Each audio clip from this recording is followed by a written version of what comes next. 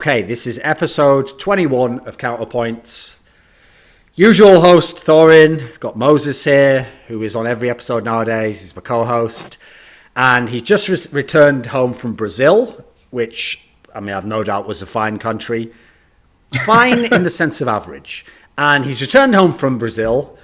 I noticed actually not only was he attending like a really big tournament that like had some good teams there and some big prize money, but he was also taking part in some fantastic charity raising operations. Like I saw that I believe the campaign's called Movember, and the concept behind the campaign, I believe, is to grow a mustache for the month of November to raise awareness for cancer and the fact that, well, not for cancer, not like, yeah, cancer's brilliant, everyone get it. Like, no, obviously to raise awareness that cancer exists and that we're trying to find a cure.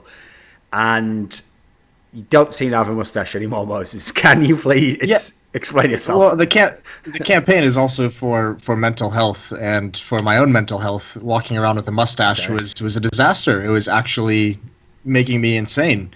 Going crazy. And I was also informed when I got back to E-League that for the sake of a television broadcast, I should not have a pedophile-looking mustache on my face, which I think is understandable to ask for from Turner. Wait. Was it the mustache that was pedophile-looking, or was it you with the mustache? I think it's all mustaches are pretty much pedophile. When was the last time you saw like a man like really rocking a mustache and thinking, all right, just get him the fuck off this show. Okay, Stage 5 Klinger, oh, Thorin, you're doing the show. Let me just tag along every episode. Okay. Well, on that note, that's the most segment of the show. Yeah. Moving along. So the guest, obviously, is Steel, former iBuy Power player, which is obviously the way he wants to be referred to for the rest of his life. Like, former iBuy Power.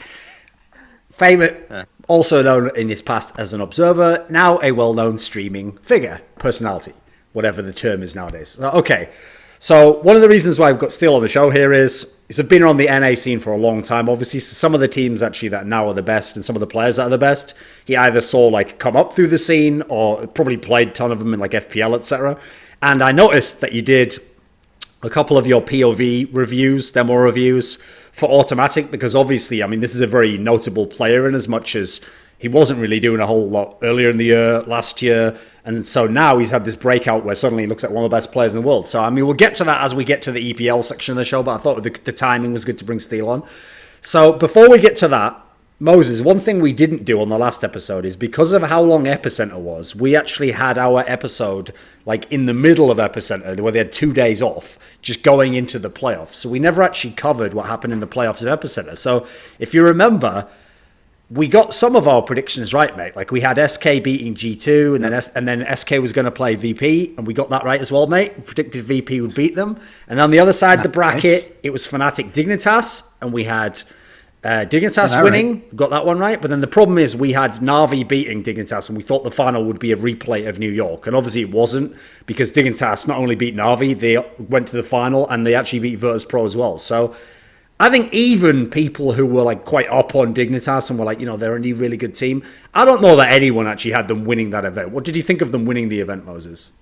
I thought also, obviously, I think it's awesome that we had like another tournament winner, and I think it just speaks to the depth of how many teams can win nowadays.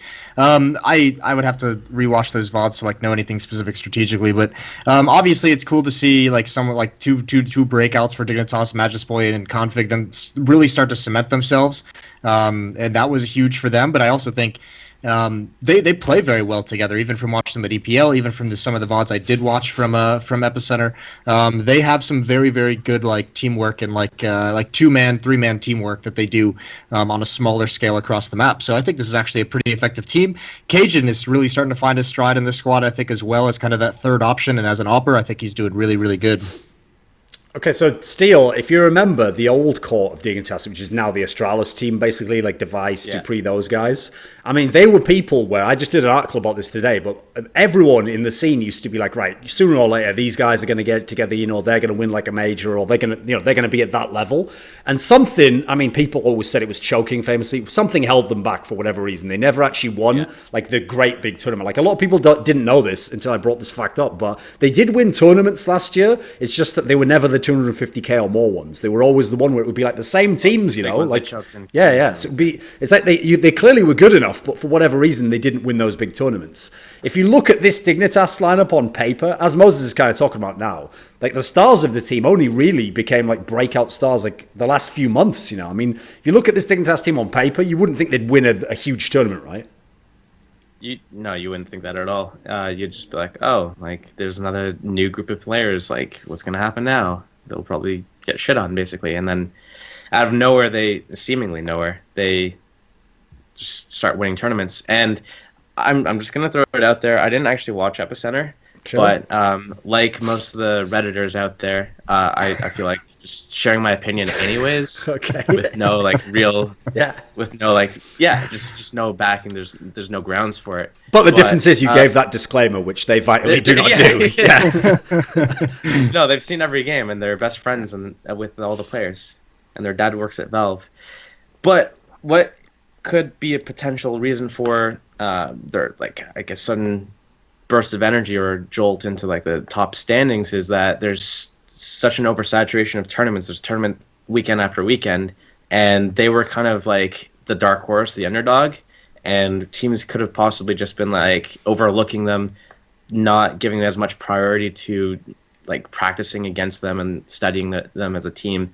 And then maybe because of that, their defenses were down a little bit, and then Dignitas was able they were able to do like a lot better. That like they're still good, but it gave them this extra edge. I don't know. One of the things that's interesting about their rise is that, like, actually, until you saw like Magic Sport the last few months has kind of been on like a heater, but like it was really Config recently that got very, very good, you know. Before that, he was like a very inconsistent player. Like that, the stars, obviously, I always think about star players in a successful team as it's more like if you have everything else in the team set up and then a star player plays amazing, then you like hit the max potential, you know. But actually, what's interesting is they were a team that kind of had the rest of the stuff in place over the last few months. Like they had for example, quite a deep map pool. They have 2 maps that they ban out, but even then, they never permaban one. They ban depending on the opponent, which of those 2. It's always one of those 2, but they vary it up. So first of all, you can't just know definitely in theory when you play them which one they'll ban.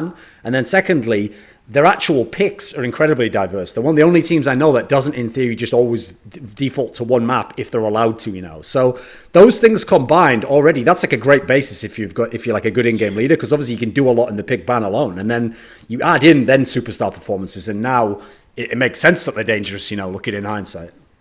I think that's one of the keys to them winning that event, because I mean, one of the teams that we say, like, I mean, they beat, like, I mean, SK's map pool has been diminished. Now we have Navi, who has like a crippling map pool, like for how good that team can be and the skill that's on it.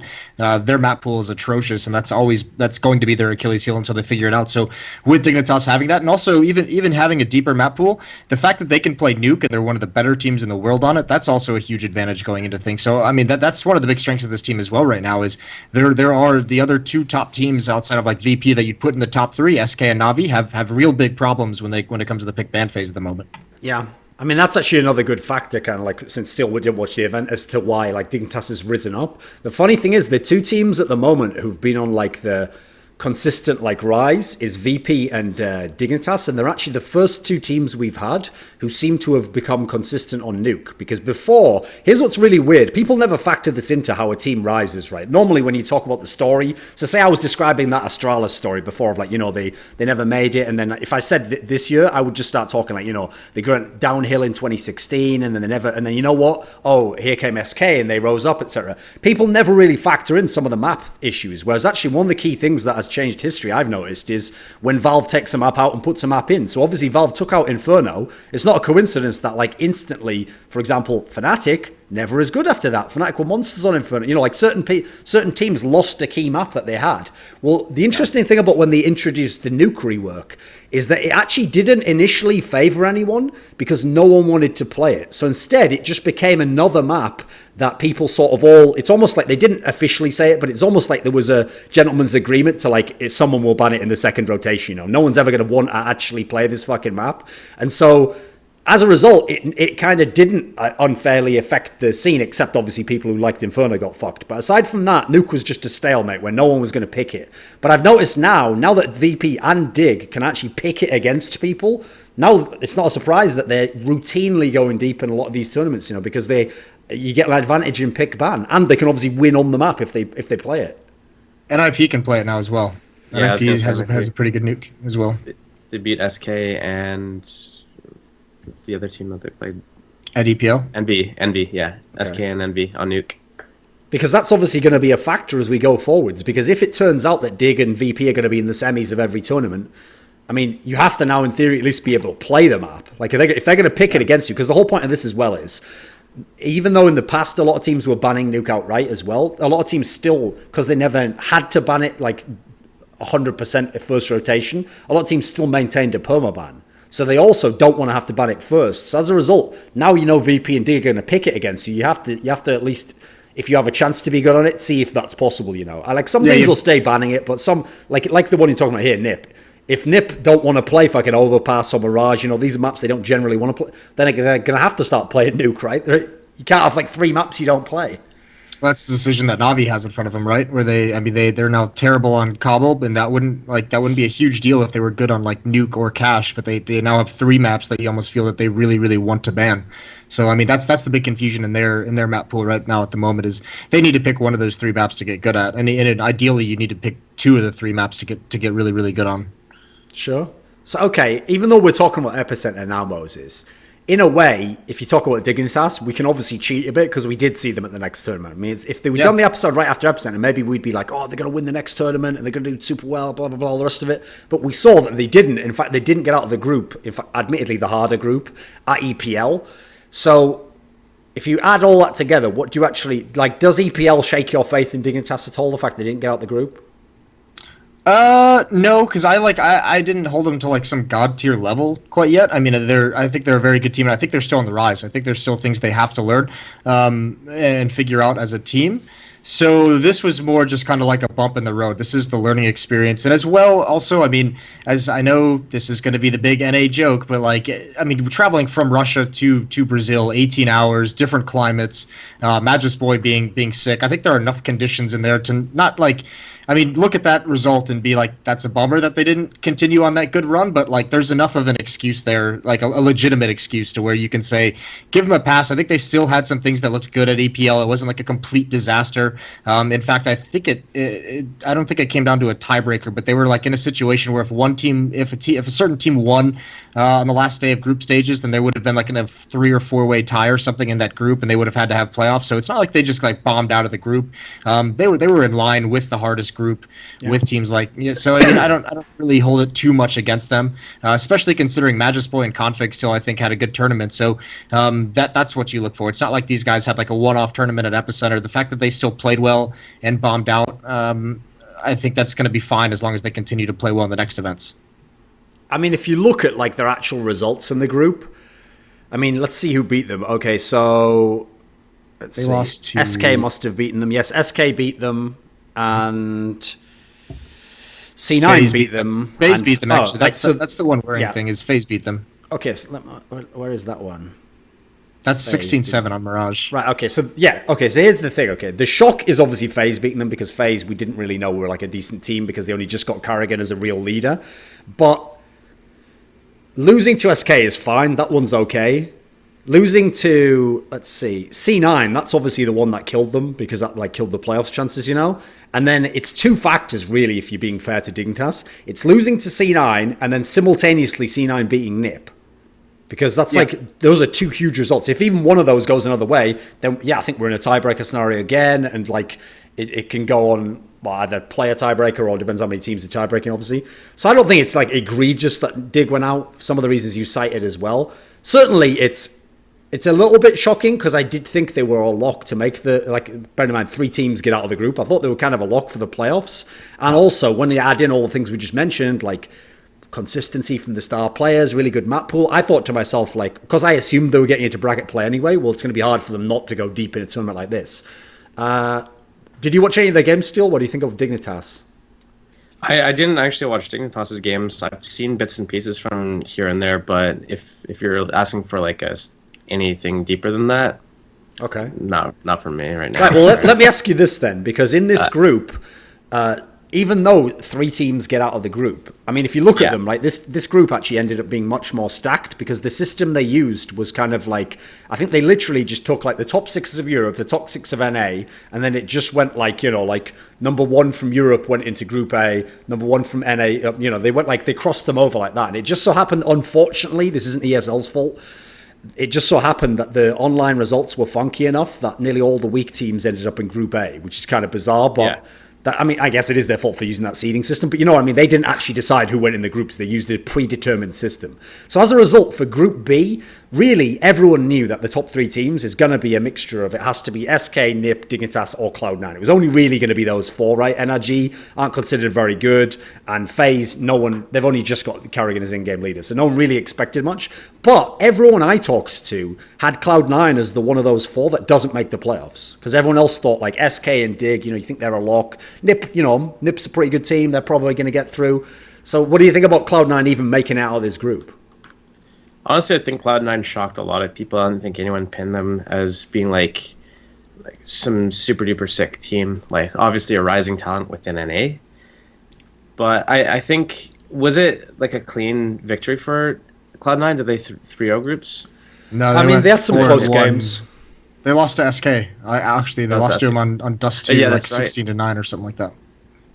Okay, I mean, I don't think anyone was really looking at C9 to be like really super solid. Like even when I was looking at their demo review the week earlier, I'm just like, they're looking a lot better. They're looking strong. They're looking like they're making the right strategical decisions and they have the right firepower. But then you have the whole Thorin, whatever Thorin said about Skadoodle, and then having that whole like drama situation happen. It really it put like a seed at the back of people's minds, like, oh, Skadoodle's playing like shit right now. There's this whole drama about it.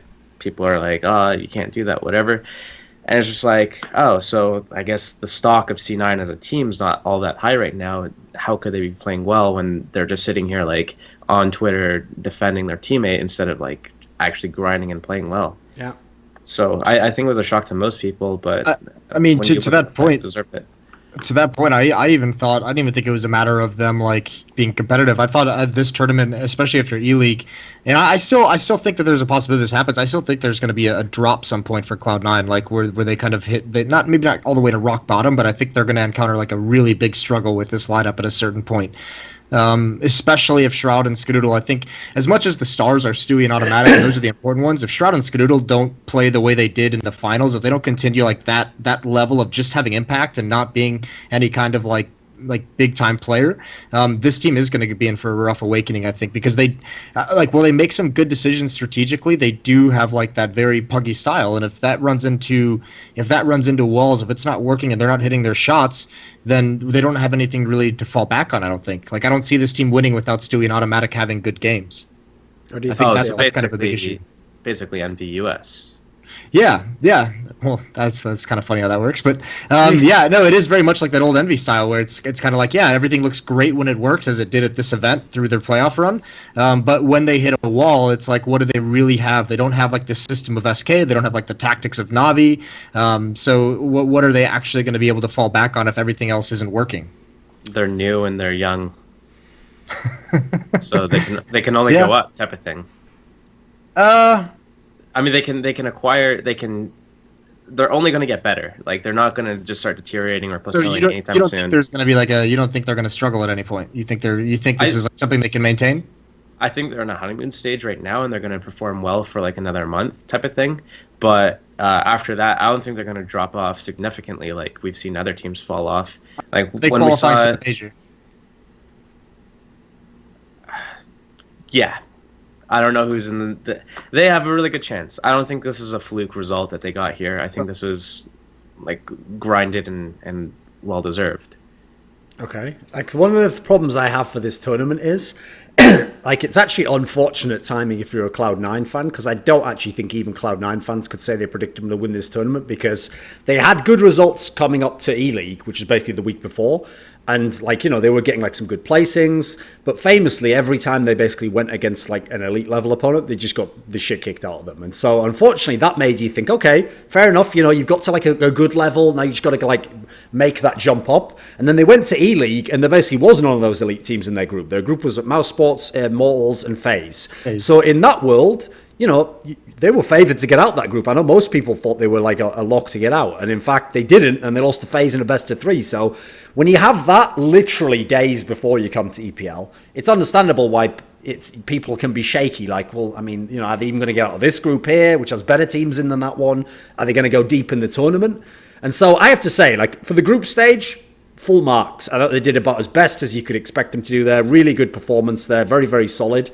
And then, obviously, I mean, here's the thing, right? On one hand, you want to say they got an easy bracket, because they did. Like, Mouse Sports winning that group is like, okay, well, there's not really that many good teams in there. But here's the thing. The reason they got the good bracket is because they came second in their group. If they'd have come third in their group, they get the harder side of the bracket.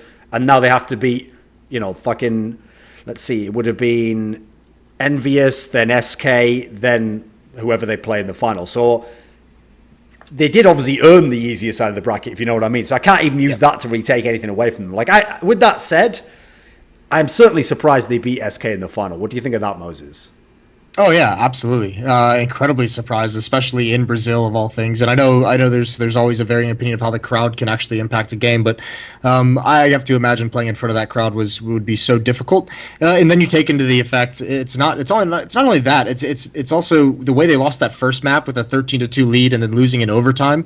Like, that's some meltdown level shit. And then to be able, like, as Steele said, this is a young team, and I'm not even sure. I would assume, I think this is the biggest stage Automatic's been on. Stewie, I think, as well, has been on. So, I mean, to be able to come back from that as young players and perform the way they did is incredible. And I'm not going to lie to you. They made the semifinal against Mouse Sports look fucking easy. And then they went into these games against SK, and they even made, like, those games look easy. Even Overpass, that first half just looked like it was just so simple to them. And that's not going to happen every time. I mean, them winning... By the time it got to Dust 2, you could see, like, in that series, even on Overpass, even the first half, like, they were just individually outplaying SK. Like, even with the better teamwork on the SK side, even with, like, the better tactics conceivably on the SK side, like, it was just Cloud9 was just winning all the fights individually on an individual basis. So the only real issue that they had as a team was when they encountered SK's double op setup on Overpass. They really, really struggled with that. So they have some really good stuff. And then even going into the third map, like, I predicted SK to win the first 2 maps. And then going into Dust 2, like, once you saw the way that Cloud9 was playing at an individual level, I didn't think there was any way you could go against them, because they were destroying SK player for player. Okay, what did you think of the final, Steele? Well, first, I'd like to just touch on what Jason said about the crowd. So basically, who says, like, who's on the side that they're arguing that the crowd does not affect how a team plays? I don't think anyone's arguing that it doesn't affect it. I think there's people who would argue that the extent of that effect. Basically, here's the pros. No, here's the like, problem. Any of the people played on the stage. The premise is this: the pushback is the people who think that, like, for example, SK being at home means if they're a very good team as well, they automatically should win because they have the crowd and they're amazing. You know, it's like people go too far with it. Yeah. You know? Well, I mean, yeah, people can go too far about anything, though. It's just, no, but I'll give you the example. So I think what happens is when people say that you won and then you had a home crowd, and so they make that famous thing, oh, the crowd of the 6th man or whatever, you know, like that famous line. The problem I see with that is it's just selective. Because what happens is, when a team is at home and they're in the final and they lose, the reason why we never say, oh, what the fuck, didn't the crowd help you? Is because I think it can go both ways depending on your own mentality. So for example, say you are a team that like is getting super hype because the crowd's building you up, and as a result, it's making you feel like you're getting that adrenaline rush, and you're hitting every shot and you're going off in the game and you're feeling super confident. Okay, that could work to a degree, and certainly that would be a different mentality than you would have playing like a similar level, but in a tournament area with no crowd, right? We can all acknowledge there's something going on there, but it could also be a negative in the same scenario. Say you get 3 rounds where you win a 1v1 and then you go off for a 3k. Now next round you feel super hyped, you push out aggressively, you get completely wrecked by like a setup. There's where the crowd could have fucked you, right? So I think it works both ways. That's not where the crowd fucked you. That's where you fucked yourself. No, but you get... That's where my point. That sort of confidence could affect people differently, right? You get that like Jimmy James effect of your dick getting hard from the crowd. Yeah, but that's just because these guys are just like they don't have the proper mentality, and that's, I mean, the crowd. If you know what you're doing in terms of you're grounded, you know where your emotions are, you know how to control your emotions and everything when you're actually on the stage and not let it get to your head. Like the crowd's only going to help you, and then as soon as you are the type of person that is going to get affected by that, like, oh, the crowd's out there, and if I miss a shot, then they're going to be let down, or, oh, they've been hyping me up, so I'm going to play and give them a good show. Like, if you're in that mentality, then, like, you don't deserve to be in the finals in the first place. Like, that is such an amateur. That also describes, like, every North American team that we've seen in the past, like, 2 years, Like, they make bad decisions without crowds. So that's to me why it was so surprising that Cloud was able to do that in front of that crowd. It's because to me the crowd impact, I think it hinders opponents more than it helps, the team they're cheering for. I think it's more so the cheering from the crowd gets in the head of whoever they're cheering against. It's definitely a balance thing where you're just gonna give it a little bit up for the home team and a little bit down for the opposing team, and that's where, even if it's a slight advantage and a slight disadvantage for the other team, when you're talking about top level, like tier 1, top of tier 1 teams playing against each other in grand finals, where right away there's already pressure on you, it's a big change. It's not like a subtle, like, oh, it's a slight edge. It's like, well, it with all these other variables that you account for, it's actually a bigger thing. And I just can't see a single pro player who's been in that situation to like argue against that. I mean, the thing is, I actually agree with what Moses just said there. Like, it can take away from the opponent. That's one of the biggest areas I've noticed it having the difference, okay, is that if, like, the opponent is someone who has any kind of choke factor in them, like, obviously having the crowd, like, actively against you, or just the disparity between what they do for the opponent and you is going to be big. And, like, for example, I would have actually said, if I'd had to guess, that this would be an example where that would happen. I would have thought for Cloud9 it would fuck with them a bit, knowing that the crowd's all on SK's side. I mean, that's one of the reasons actually as to why I think that Fnatic team they had last year with Olof and Pronax was even more sick than just the games they won, because they used to go to everyone else's arena and like beat Envious in front of a French crowd, beat fucking Virtus Pro in front of a Polish crowd. They didn't give a fuck, like these guys even used to get booed at some of the events because of like Flusher, obviously. So they used to actually somehow almost thrive on that in a mad way that goes against what I think the norm is, So what did you think of the final anyway? The finals are good. I was there watching from the start of Overpass, and I'm just like, what's happening right now? I think I was in like a Discord channel and like a Mumble server as well, talking and just like, what in the actual fuck is actually happening right now? And it was good play from both teams. Specifically on the CT side, especially on Overpass, is the 13-2 half, and then obviously it went to overtime and the Terrorists pulled out the win. But there's a couple things I wanted to point on. One of them would be, I guess, just so I don't forget, it would be going back to how you're talking about as soon as SK started using the 2-op setup on Overpass, and the other thing was to do with, I'll just stay with that point because I can't remember the other point now. So I remember when I was competing 2 years ago before just Judgment Day, I guess our biggest rival in North America was Complexity at the time, and our go-to strat when we played against them was get as many ops as possible. So we would be running like usually like two ops plus an auto, or like 3 ops, and they just had no answer for it. Because, I mean, at the time they only had Sean Gazer warped, right? Well, not just that, but it was also they had like Sempus on the team and things like that. They had Sempus and nothing, and it's just like you sit somewhere with an op and they're going to peek you and you're going to get the kill, and then you're going to be able to do something off of that. So that's one of the ways that you play it. And the other way you play it is they don't know like smokes and flashes and like really good set strats to counter oppers. And so you have just people just flying at you across the map with no cover at all, and you're just getting free picks on them. And so how this translates to the current C9, I think they'd adapt better to that. And the 2-op thing that SK was running against them, I don't think that's going to be like a major obstacle for them long term. I think they'll adjust for that, but there's definitely like kryptonite strategies that teams fall short on. And then as soon as it came to Dust 2 and Mirage, it's like, okay, what's happening? Like C9's actually making every right play and hitting their shots, and then SK is like not.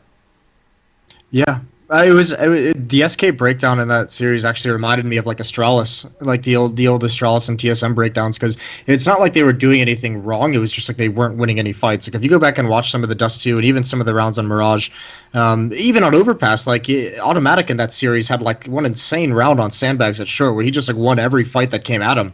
But like on those last 2 maps especially, you're watching SK and you're like, all right, some switch got flipped that like they just can't kill anyone. Like kills that they get 10 out of 10 times in other matchups and they had throughout the entire tournament, they just stopped killing people. So it was just kind of a very weird situation seeing Cloud9 on the other side of that. But yeah, the Dust 2, the double op thing with Cloud9, I think that's going to be a real issue for them moving forward, because especially on a map like Overpass, one thing that they've been very good at in this rise to prominence is their use of like flashbangs. Their smokes have been good as well. The way they use their utility and nade usage is by far the best I've seen a North American team do in the history of CSGO. But when that like they couldn't figure out a map like Overpass where an opper can be in so many different locations and then you have a double op setup, they just like couldn't really read where those ops were going, and they fell into this trap. And this is where I think that strategically they're gonna hit a wall at some point. It was all the initial plays and all the initial fights they took was Stewie and autimatic being aggressive somewhere, and it was very individual, and their flashes weren't on point against the oppers. They weren't blinding Fallen, and he's able to pick off one of those 2 players making some kind of a play, and then Cold Zero with the other op on the other side of the map is picking off the other one. And then once you have Stewie and autimatic on, you don't have that like entry playmaking ability on this team. You don't really have anyone who's going to be able to just create something from there. So I think that's something that they're going to have to look at when they see the demos and be like, how do we neutralize these kinds of setups, these kinds of defenses? What did you think then? Since you made the POV reviews for 2 different POVs, Steel, what's your take on why autimatic is so effective right now?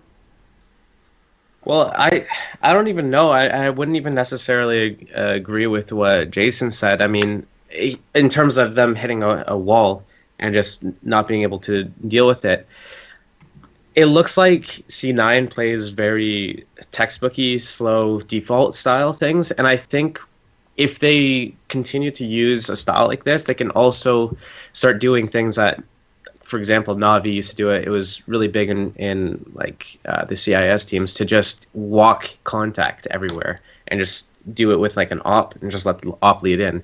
And having played with Ska, I know that he's capable of doing that. And we've seen teams recently doing it. I think Ska, if they start using Ska more aggressively, even though like he doesn't go aggressive, if you say just walk in for a pick, he can start doing that. And then I think they can also figure out these good like like the air. It was when Inferno was still in the map pool. I don't know why they took it out, where you do these like, I guess they were called Fnatic pop mid on Inferno, where you just like throw a flash and then just like 4 riflers are in your face and they just split you and push you really hard. I think that can come back for them, and that would be their response to multiple ops just deep dicking them, because it's not like they played an unsafe way where they were just getting picked off and they're like, oh, what do we do? Like, we'll stop peeking. It's they lost and the enemy happened to have 2 ops versus the enemy had 2 ops. That's why they won, or that's why the enemy won. So it's just it's just looking at the situation differently. And I think C9 will have the resources to go in, because if you look at how far they've come in the short period of time that they've been together, it's not out of reason to expect them to be able to adapt to that as well. A big concern I have is actually, here's the thing, when he's on CT side, sometimes Skadoodle's still okay. Like, it's true, sometimes he just holds his spot and he hits like the first 1 or 2 shots. That's fine, okay, that bit's okay. My big problem is, he already, when he was at his prime, was like a really good AWPer, wasn't very mobile and kind of had to be told where to go if you wanted to use him effectively. But in the current Cloud9, he doesn't seem like he does anything on T side. Like, they don't set him up to get a pick. They don't, even though they're doing this slow style, they don't take map control and then get ready to go in, then have him go take the shot. Like, God, he just seems to be someone who follows people into the site. So in that scenario, when you bear in mind, even though he's not as bad as JDM for being a guy who like has to have the AWP every time, he still is going to have the AWP almost every round it's available. And it's not like he does much with the rifle. So I just feel like on T side, that's an area where I think they just live and die on Automatic and Stewie 2K at the moment. I think they might just implement the hybrid thing where either Stewie or Tim just whips out the op and just starts doing it like I guess device. I mean, it seems like Stewie 2K could do it. Yeah. He's a much better, like, aggressive mobile opper. In fact, like, whenever you see them get, like, in Dust 2, like, Stewie's the one who'll push down to, like, Xbox as a CT and get that angle into lower B. Like, he's the one who does shit like that and, like, throws a smoke and tries to peek around the edge in mid. He did that a couple times. So, I mean, definitely Stewie's, like, with a way more aggressive opper. I think with Ska, I mean, part of the reason on T side where his stats are so bad, and this isn't, like, completely exonerating him because he hasn't been playing poorly, is exactly that. Is Cloud9's, and, like, you have your in-game leader is Stewie. So he's going to set the team up around the play that he wants to make because he's going to start things off. So he's saying, I noticed that there's a weakness that I can do something out mid or up catwalk. Let's base the rest of the team around this kind of a play that I want to do. Or let's put the team in a position to capitalize if I have success doing this play. So I think, and then you go look at Autimatic as well, and he's another guy that they like to open rounds up with. They don't really set Skadoodle up for anything. Like, he, as on the T side, he is very much just like a passive. He's like the impact opper. They're going to put him in a spot to, like, guard against a retake or to get that second or third kill as they come into a site to be able to cover one angle. So not too much is set up for him to be able to get frags and get those numbers as a T-sided opper. But I mean, here's one of the problems I have with that is that it's not just like the point you made on a few episodes ago, which is that the reason it's hard to remove an AWPer is obviously NA isn't exactly overflowing with primary AWPers, so you can't really just replace one for one with an obvious person at the moment. That is true, but I actually think another problem that Skadoodle has in this team is that if you think about his personality, he's not a very vocal person, and he's definitely not someone who's like arguing and blaming people. So as a result, that sort of person is always primed where if they aren't doing so well, but they used to be a good player, they're going to get way more chance to kind of like turn it around than someone else is. Like if someone's like a argumentative or they're good, but like they're very up and down, you'd think about cutting that guy way earlier. Whereas I think all these factors at the moment are making it so Skadoodle can hang around and have all these bad games, but I don't think that can last forever because, I mean, unless he does turn it around. You say that, but then, I mean, I like Jordan, but I mean, just look at Nothing's existence on C9. He's been like permanently hanging on by a thread. And then he'll be like playing like shit for 2 months, and then they'll be like, "Oh, should we cut him?" And then he goes to a tournament, has a good performance, and that just buys him another 3 months. But Jordan's had a couple of things to his advantage. Like one of them is the brand power of Nothing on a team, on an organization is huge for them. And the other is the fact that, especially considering Sean left this team, like once Sean left the team, like the face of this squad was Nothing. Like he was the team. Yeah. So, I mean, now that Stewie and Autimatic have firmly taken control, not saying Nothing's in danger, because I don't think he is at all. I think he's playing pretty well right now, all things considered. He's in one of his good stretches. Like, then now I think everyone's kind of in danger. Now I think even when we have the debate, like you mentioned a couple episodes ago, Duncan, about is it Skadoodle or is it Shroud that has to go? Well, now all of a sudden I think that becomes much more relevant if they start to hit a brick wall. I don't think it's at risk anytime until after the major qualifier or the major. I think they're going to be fine with this lineup until then and see if they qualify. And then how they do at the major. But if in the future they do have struggles, I think those two players specifically are going to be much more expendable than they were, the majority of this year and even end of last year. Because if you think about it, like, why would anyone remove Skadoodle who's in this team right now? Like, imagine we had the team meeting. Who the fuck would vote to remove Skadoodle? Because look at who they have. Shroud can't say shit because he's had his own problems the last few months, so he can't say anything, right? And he's a quiet guy as well. Nothing. I mean, famously, Nothing himself hasn't been cut, so I doubt he's like, let's start cutting people around here. Like, you know, like, he's not going to do it. And then Stewie 2K and Autimatic are like relatively new players, you know, and probably look up to those guys. Probably want to, I'm sure that guy will become as good as he was last year when I wasn't a top player. So at the moment, there's no captain figure who would be like, this guy's got to go. I mean, by the way, obviously they're not going to go now that they just won a massive tournament. That's going to buy them a while anyway. But I mean, down the line, I don't know how someone does get cut from this team at the moment. And there's no active principle could cut anyone, right? I don't. I mean, it's kind of a silly conversation to have after they just won an event. But yeah, I like this. Like moving forward, if there is. I do have a question for you, Jason. Before you start, so you said that Jordan's brand power was keeping him on the team. And by the way, we were talking about like way last year, like talking about when Sean and Hiko and Semphis were on the team type of thing long ago, about all this stuff, not anything recent. Sure. Brand power kept him on the team, you say? Wouldn't brand power keep Shroud on the team then? I mean, Shroud doesn't do the same, he doesn't go to the same extents that Jordan does. Like they use Nothing at like all sorts of events, posters, like he's the poster child of CS type of thing. He's the guy that you go to for interviews and everything, but Shroud's got like the most successful CS stream basically out of all the other pro players, besides maybe like Pasha or some shit, but Pasha doesn't stream anymore.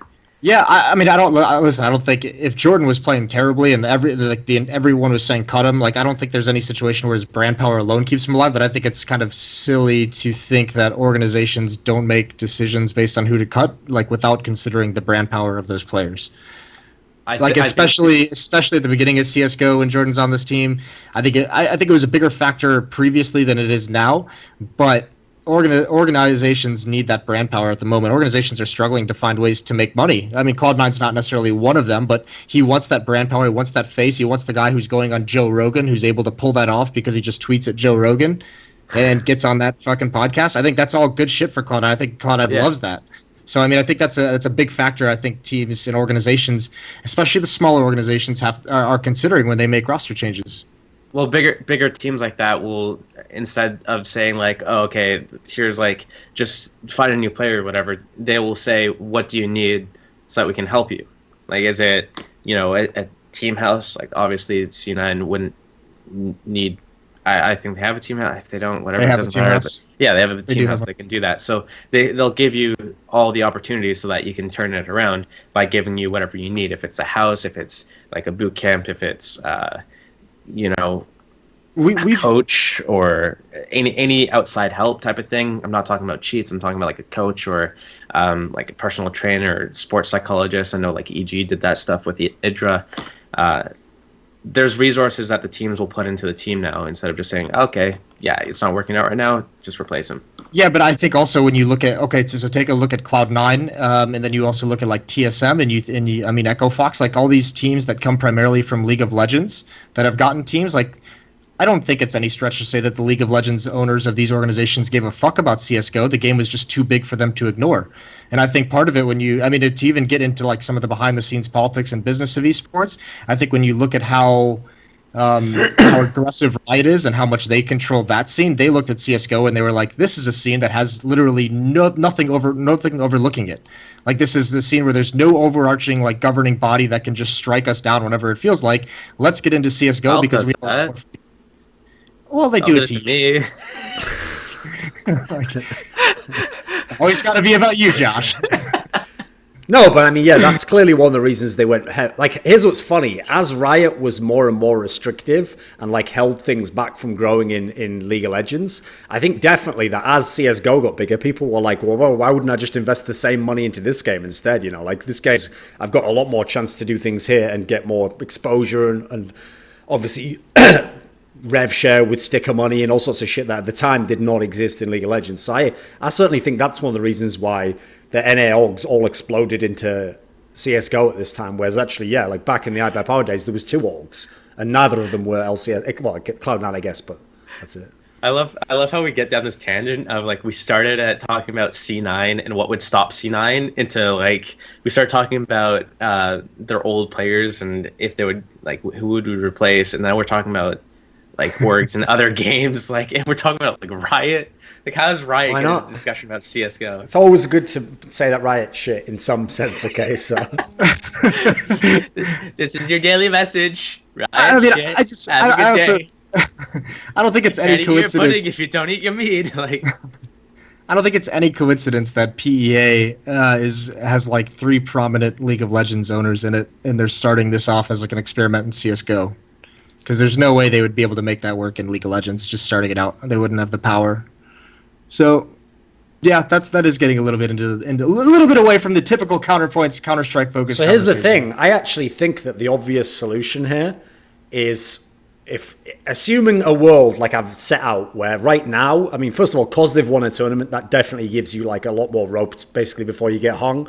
And then secondly, if you look at the personalities in the team, there's no logical person or faction that would form that would kick out a Shroud or Skadoodle now at least. Like, I think that at the minimum, they probably get like, I mean, 3 months is probably too short an amount. Probably get like 6 months out of this before they have to do anything. So here's the thing.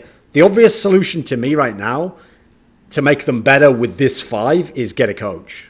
Because that's someone who can potentially identify what to do with Shroud and Skadoodle. There's someone who can work with the younger players. Like, it can't just be Stewie2K doing everything in that sense. Because you've seen him run into issues in terms of being the in-game leader in that respect, you know. I mean, when you're talking about this double up setup that SK ran, yeah, they didn't have an answer to that. So that's an example of where the coach should help you. Did they? Yeah, no. Well, they had Andrew Irkanji. Yeah, they had him a little while, but for whatever reason, is he like dentisting? Yeah, he's something? gone. He's out of the picture. Yeah, I don't even know who they can get. Well, I know that I big think one would be Peacemaker. Obviously, would be like the number one option for them to pick up. Kassad as well is out there, unsigned to a team. I think those are the 2 big coaches off the top of my head that I can think of. I don't know what's. I've heard rumors that ESL is allowing giving permission for coaches now. Is that like true? They're using the Valve system. They're using like the you can have coaches obviously, and they can be plugged into your comms, but they can only talk during the timeouts. Like once the game and the rounds are live, they can't say a word. But sorry, I was talking more on the lines of like someone like me. Oh, like Valve. Sorry, that's what I should have been more specific. Oh, not that I know of. Wait a minute. You mean this whole thing, Steele, was some sort of reference to your theory that Dazed is the secret coach of Cloud9 and will now be revealed? And he was like, it was me all along, Steele. It was me all along. Is that what you're implying? No, I'm just saying, like, if C9's going to need a coach sometime. Okay.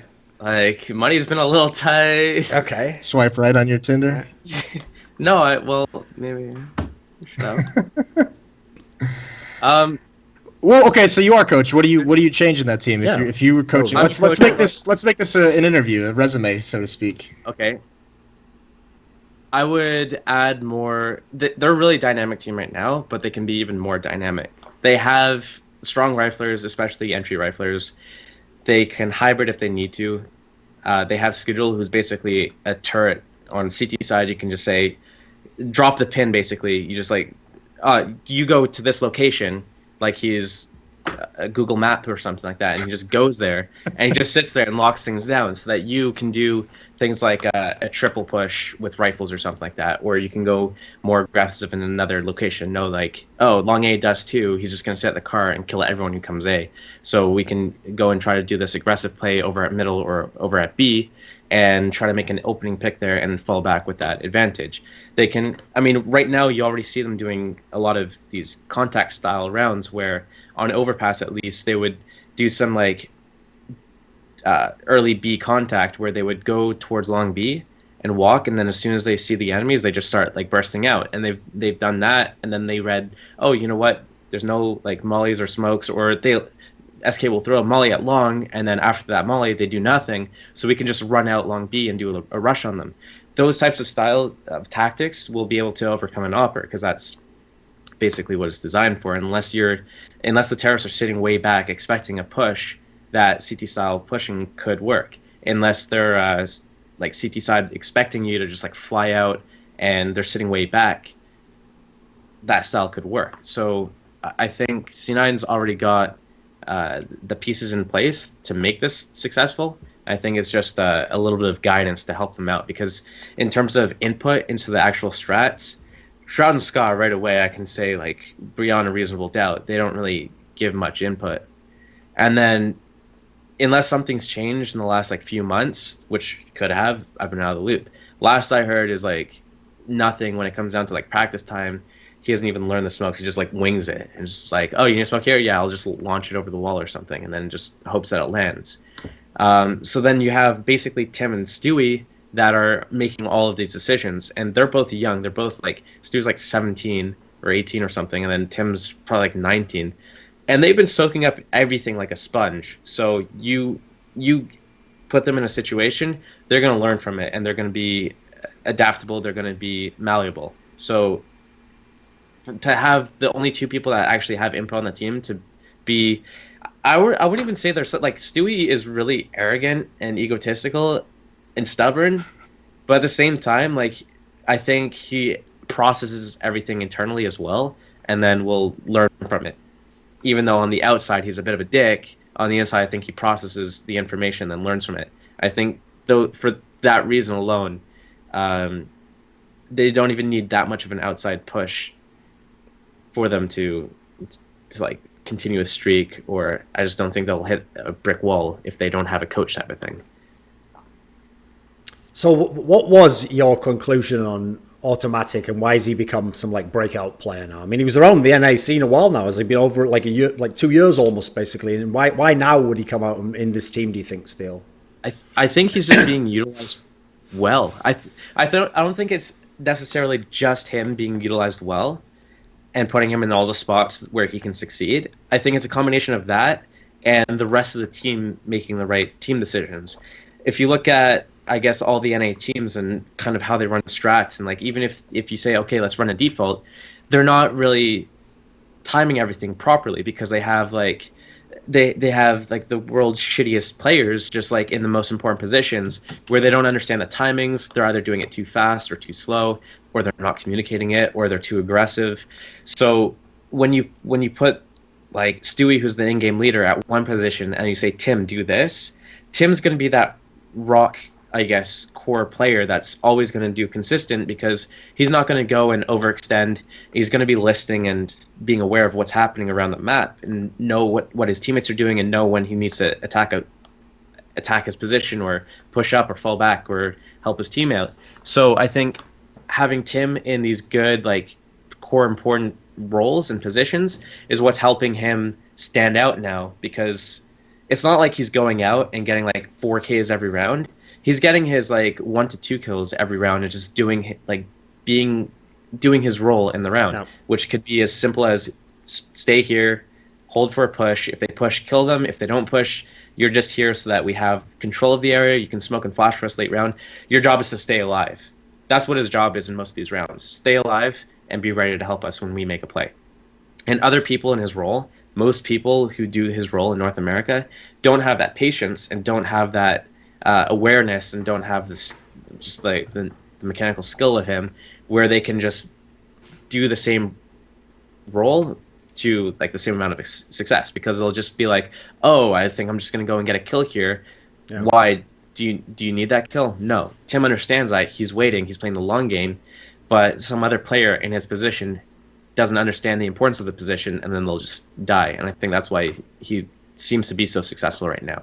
I mean, the interesting thing is when you say all that, like, one of the things that confused me about how he's having these like MVP performances in Cloud9 is, I remember when Hiko first went to Neolom, and that was like the team that basically people like fucking Autimatic came from, actually, right? Which at the time was like a joke team, you know. It was obviously players that these were not going to be great players, and actually everyone at the time was like, well, I guess Hiko got a really good deal on that, you know, like he obviously got a lot of money. So the crazy thing is, then he was in this TSM lineup, where in that TSM lineup, like, he wasn't even the best player in the team. No, he was all right, but he was just like, it seemed like a very average player. And here's the key detail that I think fooled me, is that if you, even now when he's doing really well in Cloud9, he doesn't have like bonkers aim or something. Like, he doesn't just like one tap people to the head and do like crazy highlight rounds. His highlight rounds are like, he moves out, like kills the first guy with like a decent spray to the chest, turns, kills another guy at mid-range with like a spray to the chest. Like these look like the most like standard kills. So as a result, when he was in a team where the role was different and adds different teammates, obviously crucially as well in TSM, yeah, he looked like a very just like run-of-the-mill player. Like, okay, he's okay. And in fact, at the time, I thought to myself when I watched him, because he always used to be like lurking pretty heavily then, he used to be in like a million 1v2s, and I just saw him like losing them all the time, and I was like, this guy's decision making is quite bad.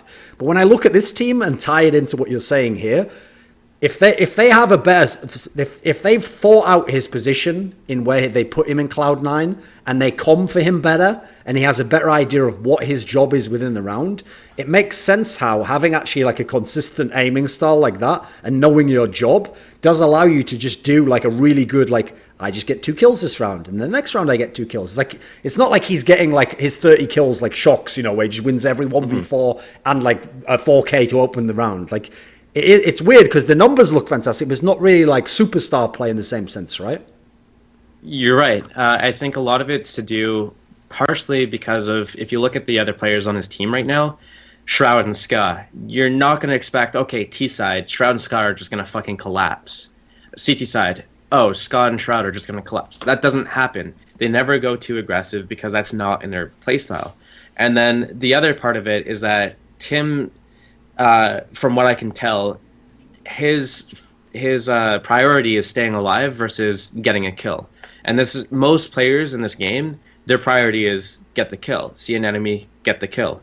Tim's focus is see an enemy, have the information, get my teammates rotating, and then make it so that I have the most advantage going into this fight as possible. So whether that be force the enemies to run through a smoke or Molotov, whether it be, oh, I'm waiting for my teammate to flash for me, or we're going to double peek.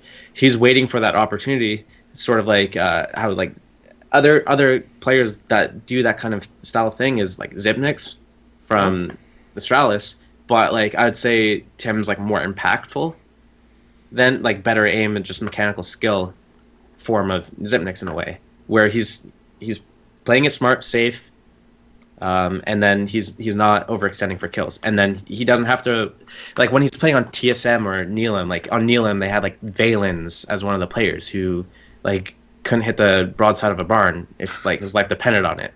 So you have like this player as your in-game leader trying to like call the shots and everything, and then everyone just collapses around you. And then TSM, he's playing with like, I don't even fucking know who's on the team at the time, but like they had Sempis, so he's probably so like Sempis, so they're basically, so he's playing in a 3 versus 5 at the start of every round there. So when he's in like a 5-on-5 and his teammates are alive and they're working towards a position together, and then he can hit the timings, he'll hit his rhythm, he'll stay alive, and then he'll get the necessary kills that come his way. He's not like forcing a kill, it just comes to him.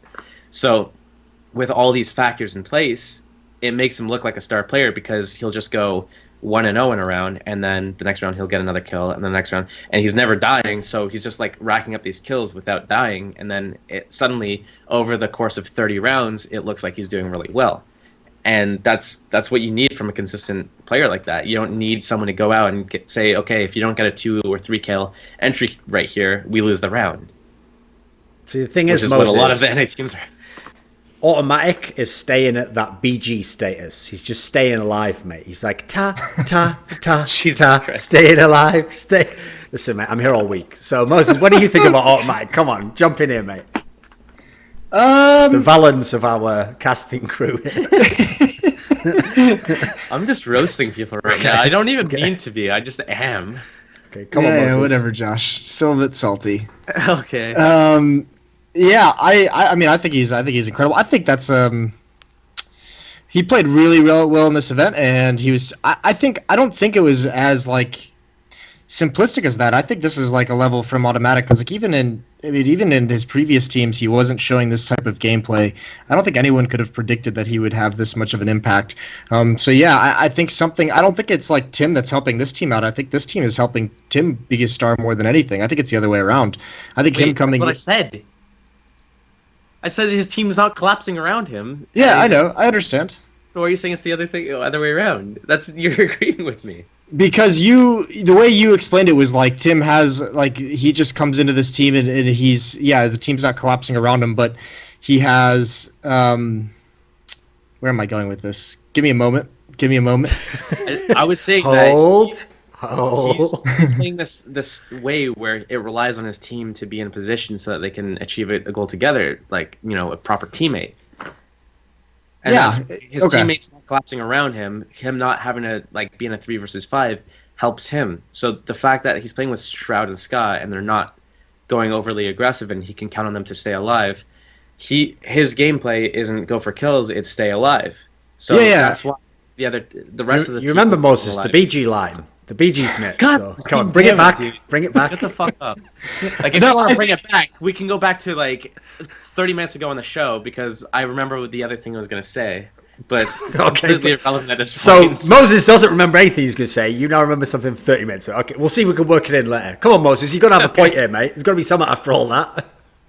Yeah, no, I think that autimatic in this team, like if you look at when he started out in this team, and he literally come into this team as just a role player, like he wasn't this kind of a star. So like I don't see. I think the individual level, I think it's more of an impact of playing next to Stewie, where he's with someone who is like hungry and actually learning and actively like researching this game and grinding it out. If you look at actually like his career in Counter-Strike, he had another Asian duo partner with him for like 3 teams, and that was Sanks, who he was with in Denial. He was then with in Nihilum, and I think he even went over to TSM with autimatic for a little bit before being dropped. But if you know anything about Sanks personality-wise, he's very quiet. He's not social. He's not like super active. He's not ever going to like message you to like, you know, watch a demo. I think the fact that he's should be on Cloud9 then. Sounds like he ticks all the check marks, right? He's quiet, he's Asian, he's antisocial, he's not ever going to ask anyone to do anything, doesn't watch demos. When does he join? Okay, fucking hell, mate.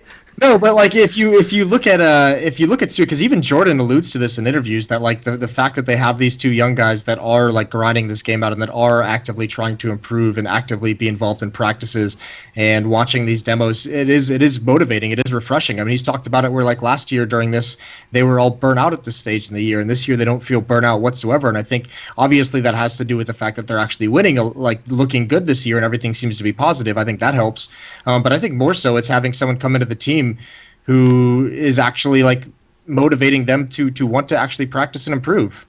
Like Sean, like we know Sean wasn't that type of leader. Like he was a great tactician and he wanted to do practice, but like in terms of leading actual men and actual personalities, that wasn't his kind of forte as a leader at all in that team. So I think it's just very, very nice for the autimatic to come in and have someone who's going to like be matching or being like setting the example. And I think that's the real importance of Stewie in this team. Okay. Do you think they can actually live up to this performance, though, Moses? Autimatic? No, Cloud9 is a team. Do I think they can actually live up to like what they just did at EPL? Yeah. Yeah, but I mean, I think it's hard to say they're going to win another big event like this. I still think there are questions in terms of, you know, the teams that were at this event. Obviously, it's very noticeable that they're lacking VP and lacking Navi, and seeing how that stack up against them.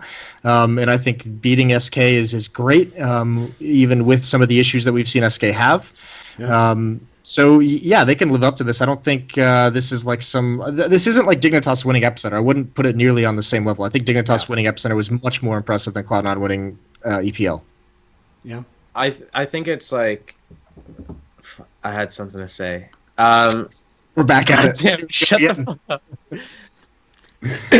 up. Okay, so when we see all these other teams that come to Rise, it's always during this like meta shift, or it's this like out of game factor. So whether it be Valve removes a good map for a shit map, see Inferno for Nuke, or the old Nuke for a Cobble type of thing, it's always that's when another team like shifts and they're like, oh, suddenly we're really sick because like a map that we're shit on is now out of the pool, and there's a custom map in that we can learn and grind and be better than everyone else at. And then it also hits like another team that's like, oh, we were the best team on this map, and now that's out of our pool, so we're not going to be as strong. Yeah. So like teams come in that way, or then we look at teams like LDLC, Envy, where you know they strive during the CZ armor period force buy. They literally never saved one time because the CZ was like $300 or something, and it just like one shot people, and it had a quick draw rate. It had more bullets. It gave you like $300 a kill. Like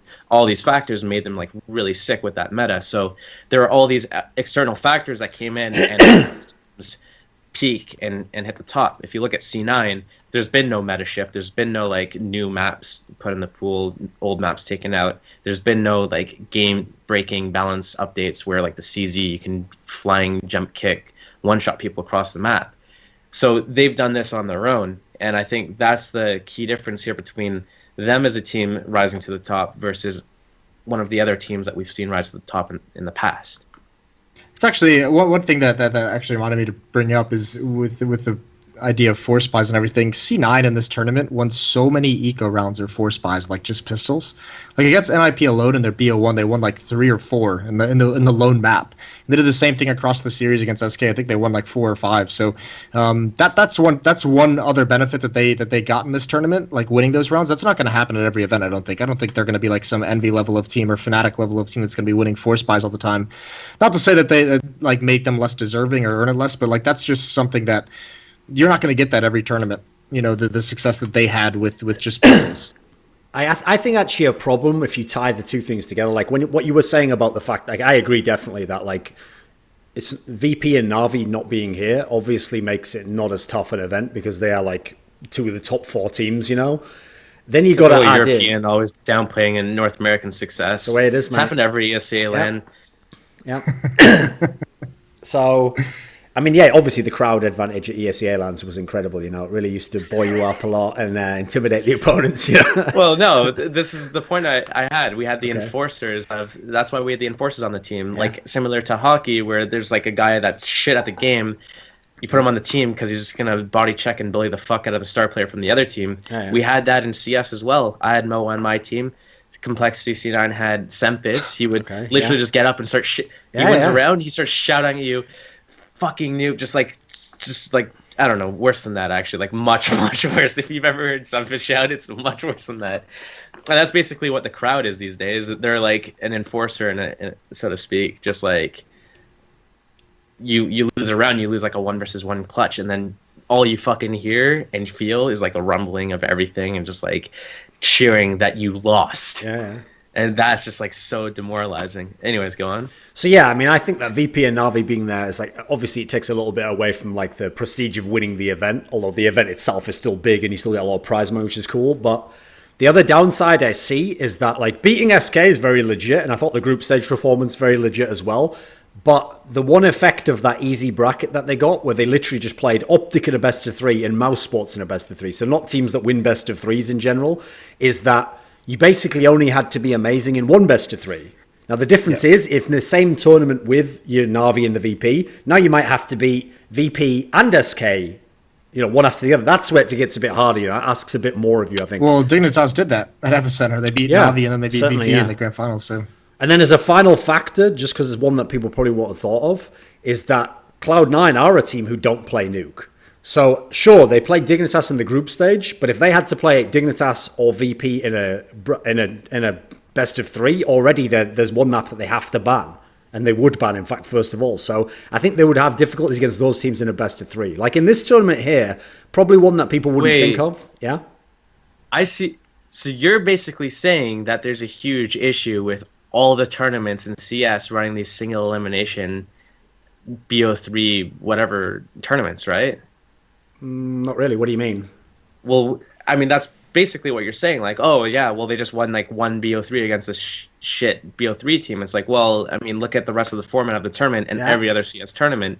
You're not looking at teams that can get by based off of like the endurance and the, you know, being able to beat every team that's at the tournament. No, I think it's more like team that they have. That's what every CS tournament's like these days. No, because the point is, since 2 of the top 4 teams in the world weren't there, logically, you are going to get it's possible to get an easier side of a bracket, right? Because here's the problem, Steele. We had 2 things happen at once. Well, 3 things, okay. 1, no VP and Na'Vi at the LAN. So already, potential favourites, people that you have as a lock to make the semis, aren't making it.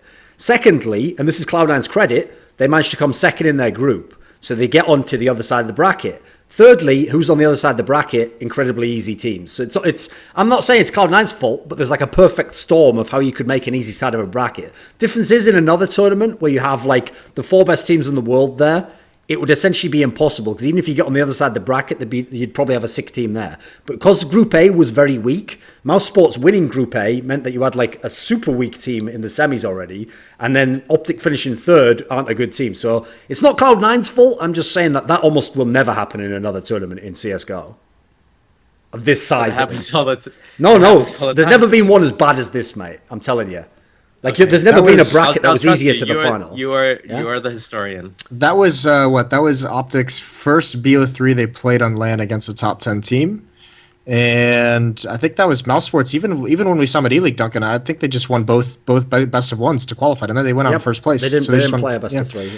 Yeah, and actually, I mean, Cloud9 as well played. By the way, while we're talking about map rules and everything, Cloud9 played Dust 2 5 times. They went and then Mirage a whole bunch of times. They basically it was just Dust 2, Mirage, and then they had to play an overpass game. Yeah, so I actually agree. Like those 2 maps won them the tournament.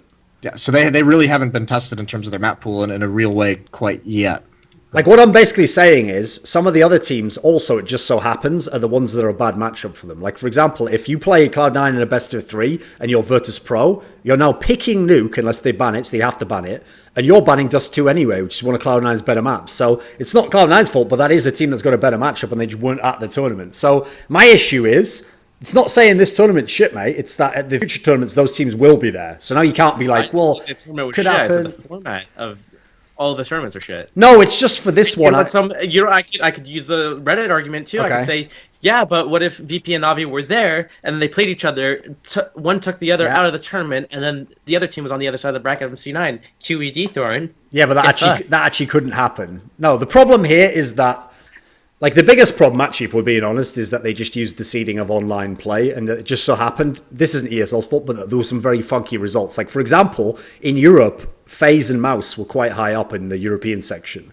So in a normal world, even teams like NIP might have been seeded higher, but they actually weren't. So I think it's a mixture of the fact that the Group A was so weak. Is that what? I feel like that's always... Is that new? I feel like it's always been the case that online results were always like iffy because... No, it has, but I mean the problem is if it's me personally, I wouldn't then fucking seed a LAN based on them. I'd be like, okay, listen, you qualified for the LAN, congrats, that's my prize that I give you for doing well online, right? But when it comes to the LAN, I'm going to seed it based on HLTV's ranking, last 3 LANs or something. Have a commissioner who decides it, whatever it is, I'm not just going to go by the online results, because actually, if I'm the tournament organizer, that fucks up my own tournament, right? Why wouldn't you just go by Valve's major standings from 8 months ago? That's also a very good system, I've heard, that's been shown to produce excellent results. But obviously, I'm not a visionary thinker like you and Gabe Newell, so I haven't figured that one out. Also, in general, I mean, I'm surprised you're in favour of a lot of the Valve policies, but, No, I think a lot of them make sense. So, I mean, I don't think any of them need to be repealed. Really, they've made the right decision in almost there's every. There's not a single one I would like to see repealed. Yeah, not a single one. Well, I thought that Swag guy was pretty cool, but aside from that, free demands. So, are they making any more revisions to Cobble? Like, how many times have they revisited that map? Like 8. That's the sad thing. I don't think they're going to do anything. That's nothing going to happen there. I hate that map. I hate it so much. So no, okay.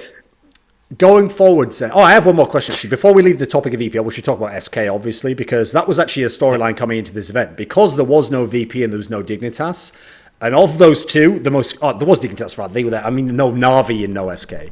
The key one there is VP, because VP is literally won 2 best of 3s and a best of 2 against SK recently. So they're basically beating them every time. So if you lose to VP, but VP still makes the final, you could at least have the excuse of if I played anyone else soon, I think I'd still beat them. But now you just lost to Cloud9 in a best of 3. So to me, that shows that there is some problems in SK. And one of them that I noticed was, it's funny that the behind the scenes rumor, I'm not sure how much of this got out there, is that the internal issues in SK revolve around FNX in some way. And he's not getting along with Fallen. And as I'm sure everyone can probably conclude, I don't think Fallen will be the one leaving SK Gaming. I believe his spot might be assured. So if there's going to be problems between those two, it's obvious which one will either be on the way out or has to get back into people's good graces. So add into that FNX played pretty shit in the final at this tournament, and this tournament in general. What do you think, Moses? I didn't hear anything like that at EPL, but I know the rumors out there. I I think it's tough because if you're SK, like the strength of that team is the system they play in, and they always swear by that system. And if you're going to replace someone, it's not quite as easy if you have like this kind of set tactics that you want to do, these like very well defined roles, probably the best defined roles that we have in Counter-Strike right now. It's not just like a plug and play scenario, because the logical idea is that they're going to go down to Immortals and they're just going to take Phelps. They're just going to poach him off that team. And I think we talked about this last episode of Counterpoints about this kind of similar situation where I was saying that Immortals has plenty of money to offer Phelps enough money to stay in that team if it's possible. So I mean, I think that buyout would be big. I think that would be a big negotiation. But even you're not guaranteed that he's going to come into that team and fit into the same style that FNX wanted to play. So all of a sudden, you're having to shuffle around some different ideas, maybe change his position on maps. He's not going to be the same kind of production that he maybe has in Immortals because he has more freedoms to be that star player where they already have Cold and Phelps. So I think that's something that SK is going to have to be very, very careful with if that's the route they go. I mean, that's a good point, right? But here's something that will agree with that, but also kind of propose why they're in a tough spot. I agree with you, actually. I think the system's still good. Like, for example, the system has gotten them to the semis of all those past tournaments. It's got them to the final of this tournament, even though they lost it. But in a mad way, that could play against you because the system also then props up players who are underperforming because everything else still works to a degree. You can still go far. So as a result, you could hang on for too long. You could have a problem player or a problem aspect to your team, but you could think, well, I'm always making the final. I'm still, it's just unlucky this time. Like, next time we'll get him. And so the issue I see there is, I agree with you, by the way. I think probably that's the issue, is if you bring in Phelps or someone, you probably have to relearn everything. Like, the system itself would have to change, because one of the things that they always bragged about, if you saw in those interviews when they were on top and they were winning all the majors, was the idea that, like, we don't just use set strats anymore. Like, every player kind of knows the strats, and therefore he can sort of like do a move on the fly that we all understand what he's going to do. Well, I mean, if you kick someone out, first of all, you've lost someone who does all that, and then you've got a new guy who doesn't know any of that shit. I mean, it's like okay, I'll just a quick sports analogy. It's not too deep. In some sports, like basketball, they literally play different offenses. And so if you've never played in that offense before, you don't know what all the trigger points are, and then where you go after you give up the ball and stuff. And this sounds simple because you don't think of it as a fan. You just watch people throwing the ball to each other and making the shot, But actually, if you join a new team, you have to learn that whole system, and if you adapt to it, you're going to be awesome. Obviously, you might be even better than you were before. I mean, we were talking about autimatic before as an example of this being plugged into a system. But if you're one of those guys, unfortunately, who can't adapt to it, or you adapt worse than a player you've replaced who might be a worse player than you, now all of a sudden you're going to look like total shit. Like, Phelps looks sick in Immortals. I agree. I think he looks really good. But if you put him in this team especially instead of FNX, who, by the way, was like clutch player, veteran player. It's not like he's just some mad fragger, Sure, that could go really well. It could also go really badly, though, right? Yeah, because you also have Cold and Fur. And then, I mean, those guys are the ones putting up the number at the moment. So, yeah, that would be interesting. I think, I don't know if I'd... I mean, I don't want them to make that change quite yet. I don't think they're there yet. I would describe their failure at the grand final at this event. I think the big thing would be just from observing them, and this has got to be tough for them since they're away from home for so long, but even like going back to like, okay, let's start at Cologne, because they win that major and they have like a little bit of a break where, from what I've been told, they all went home pretty soon after that major. They had like the big break where there was the player break after that where everyone kind of chilled through August. They were home seeing families. Fallen working. I know Fallen was working on like his business thing with his peripherals company that he's like his Fallen line of keyboards and all that stuff. I know FNX apparently was doing a lot of work on his NTC brand. And then at this event, when you observe them, I know like 2 or 3 other players like are from Sao Paulo, so they were like staying at home. They weren't staying at the hotel with the team. They were staying with family. I know, after matches in the group stage, they would walk out of the venue and, they immediately would be like, off to the side away from the team with their girlfriends. And I think more than anything, being at home, I think they were just distracted. I think they were all happy to be home, happy to be seeing friends, happy to be seeing family, and even outside of that, I don't think they were 100% focused on the game. So basically, Moses, you're blaming their girlfriends and friends and family for them losing the final of Sao Paulo. No, I'm not blaming them. I'm just saying this is a distraction they had at the event. I don't think that's like, I mean, obviously they have to play the games, and they still played well, and they got beat by Cloud9, but I think it's very different from seeing them at an event where when they lose, they're all huddled up talking about the game for the first 30 minutes. Okay. And this time, they weren't like going outside and talking about what happened in the game. It just seemed like they were very much disconnected, especially when you're at home. Like when you go home instead of going to the hotel with your team, that's not like a professional environment. That's not like the most conducive to being successful. hate that. I hate it when people I hated it when teammates of mine or I saw players from other teams like, oh yeah, we're going to this new city. I've never been there, so I'm gonna bring my girlfriend. It's like, fuck off. You're here for work. You're here to play a tournament. Yeah. Fuck off. Bang before you go to the tournament. Bang when you get home. Done. I don't understand. You don't need to bang when you're there.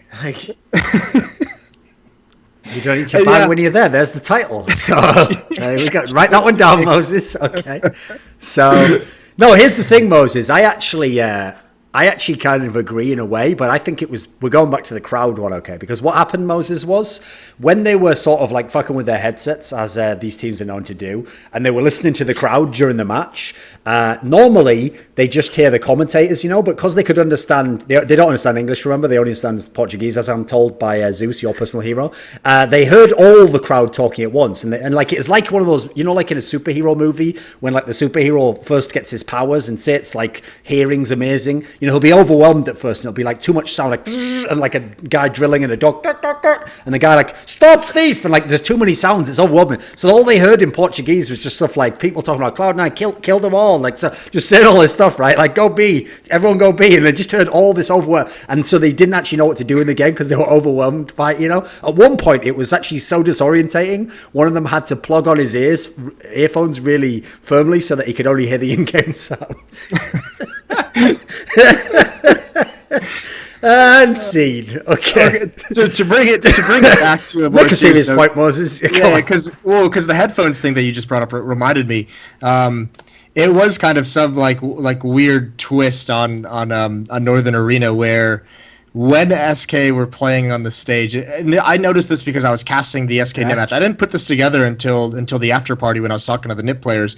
But the in-house audio they used in the arena wasn't the English commentators; it was the Portuguese ones, and it was pumped so fucking loud to the point where us on the analyst desk, where our eardrums were being blown off when we would be done with the segment. We take our headphones off, and the Brazilian casters are hype all the time, so they just immediately start yelling as soon as the match goes live, the whole Mexican soccer goal type thing, goal. But it was Counter-Strike stuff. So, but in the SK NIP match on Cobble, I didn't put this together until Freiburg told me that they could hear Portuguese commentators very clearly in their headsets while they were on the stage, and I didn't put it together. But there's a couple rounds where NIP was attacking the A bomb site. Or no, SK was attacking the A bomb site, and Taco's in A halls, and he turns around to watch the flank 2 rounds super fucking early, just has a good read on the situation but there's 2 rounds where Forrest and I think Freiburg was the next one that were flanking from the B bomb site to go over towards A, and I'm assuming the commentators said and we have Forrest who's pushing all the way through B and is about to flank, and he's at the top of mid, blah blah blah. Okay. And Taco just heard that Forrest flanking or something, and turns around. And by the way, I don't blame Taco, I don't blame players, but there was a definite scenario where these players for sure. If you turn around and watch the flank 40 seconds before the flank comes in, you fucking heard something. There's that. He just holds it. I mean, it'd be funnier if it was Brighton. They didn't even say enforce moved up. They're just Taco, quick, look now! And then he turns around and just gets him instantly. I like the way Moses. I thought he was making a really serious point there, and then all of a sudden he started building into some mad conspiracy theory, doodle do do do do do do. The truth is out there, Moses. I would go outside if I were you. Not right now. What kind of implication is that, Moses? You've just essentially suggested they're cheating. It's not cheating. I don't think it's cheating from the players. I guess they can't not hear if it's blasted in their ears. That's the thing. It's not cheating. I don't blame the players for that at all. If I'm in a tournament and I hear something over there, I'm gonna use it for sure. Obviously, out of sportsmanship, they did stop the organizer and say, "Listen, I can actually hear him on my ears. So can you turn that up, please? House volume up. Listen, I need to win this fucking match. Look, Nolan's already said I got my bitch here, so I got to get that money. This is real shit." By the way, sick play on words because the real is actually the Brazilian currency. So, and on that note, Moses, what do you think this means for SK though? Because it's now been 3 events straight and they haven't won one, and they used to be the best team, right? Yeah, I'm not too worried about the not winning events thing. I think it's more the loss of being the best. True NA player, of course. Not so worried about not winning any of these events. No, but think about it. Even when they were the best team in the world throughout the majority of this year, they won the majors. They weren't really like that dominant team that was winning all the events in between. Okay. So I mean, I don't think this is really that far outside of their wheelhouse, especially considering this team is like when you look at how they prepped for the major. I mean, that they were like the smart team who like wasn't like grinding out Counter-Strike games. They were like doing a lot of theoretical work. So I think they are very much our team with this system that they take time off and they don't like overwork themselves and they play themselves back into form. And I think at the moment they just haven't gotten there. I think if there actually is these massive personal problems with FNX, I think that's the main thing holding them back. But they're still making semis. So, I mean, it is one of those ridiculous things where, like what we said about Fnatic for a while, where it's like, yes, we are saying they are in a slump, but they're still getting top 4 at every event. It's not like they're bombing out, of groups every time. Well, it was the same thing. I mean, there was inter-team turmoil. The team wanted to split for months, but it's just like, well, I hate you, but what do you say we go to this tournament and win it this weekend? And then they just did, and they won it, and then they went back to just, like, hating each other. Like, and then they finally did the split, and now both teams blow. Yep. Yeah. I mean, just in terms of SK, I don't think they look bad as a team. I think they're still playing well. I think they're just kind of missing that quality of where this system could grind them out games to win. Like that used to be the big thing. Even when they were down like 3 or 4 rounds, like you knew they were going to grind that win back by just like good play round after round. It wasn't anything like super spectacular, like some kind of magical play that occurred to like, put them over the edge. It was just round after round. They played really good fundamental Counter-Strike, making very few mistakes, and that's almost harder to stop than the one magical play because you have to stop it every single round. Sure. What do you think of SK Gaming still? I think they're solid. Oh, did you want I thought you wanted like a DAPS answer or something. Okay. I didn't know if you wanted. I don't. As I've learned from the NA scene and Optic, apparently no one wants the DAPS answer. You know, like Allen Iverson's nickname was the answer. Like DAPS is not in any way the answer. He's the anti-Allen Iverson. So, talking about practice, not a game. Ironically, probably one of the only players who did want to practice in that team. So now it's Tarek's world. So, Jesus. Okay, what do you think of SK Gaming now? Good team. They have all the variables there to be a successful top tier team, like world champion team. Obviously, they've won several of the largest tournaments. They have good opping. They have good rifles. They've got good tactics. So the skills there, the tactics are there. Everything's coming together. The only thing that can tear themselves, it would cost them a loss, is themselves. Like they'll have to tear themselves apart for them to start actually falling off big time. I think right now until we see something big happen to the game or the map pool, I don't think we'll see them going anywhere unless they sabotage themselves from the inside out. Because the thing is, I kind of agree with Moses that when he made that point about the system still works, that's certainly true, and in that sense, it does remind me of actually Navi's kind of gradual decline this year, where even when Guardian just went to shit completely individually, they still were a threat to make top 4 at every event. Could still even make the final in theory. Still a very strong team. So I actually think the system can definitely stay around for a while longer. But I have started to notice as the players, some of them individually have their issues, FNX obviously being one. I've noticed that some of the map pools dropped away a bit. Admittedly, that had to happen because they used to have some ridiculous 4 maps with 70% win rate on LAN, which is that's not going to hold up for a long time. Now they're still godlike on train, still pretty good on overpass, but you go past that, they start to get somewhere people could beat them now. Certainly Mirage has become one that they're suddenly beatable on. That used to be a prime map for them, and then Dust 2's kind of a bit iffy. Depends what's going to happen with that one. So. Cobble, also, I still think Cobble's decent, but that's one where it's fallen back a bit. So I think it's more it depends what opponent they play. But I would agree as much as here's the thing. At the moment, I don't feel like they're going to be the team that wins the next major, but I think they can keep placing top 4 and they can still have good runs. They've still got enough quality in the team that it's that's another thing people do is when something starts to go wrong or something in the team goes wrong, it's not like everything goes wrong. There'll still be some players playing well, and there's still general approach to the team will work well. It just won't be as polished, won't be 100% efficiency or whatever. Actually, I touched on it there, so still, while we've got you on the show now, what do you actually think of Optic? Because obviously Optic was a team that the core was kind of castaways, and then Tarek's joined them, and now some people expect big things from them. What do you think of Optic? I think they, along with a lot of other North American teams, are a big mess, and I think if everyone's contracts were expired, do I think any of the Optic players would be like, oh, you know what, let's make a team together? Can I see them doing that? Not really. I can't see like more than just like two people, I guess, being like, you know what, you're a cool dude to hang out with, and you chill at the sorry. But no, like I play well with you, I get along with you, like I want to play with you on another team.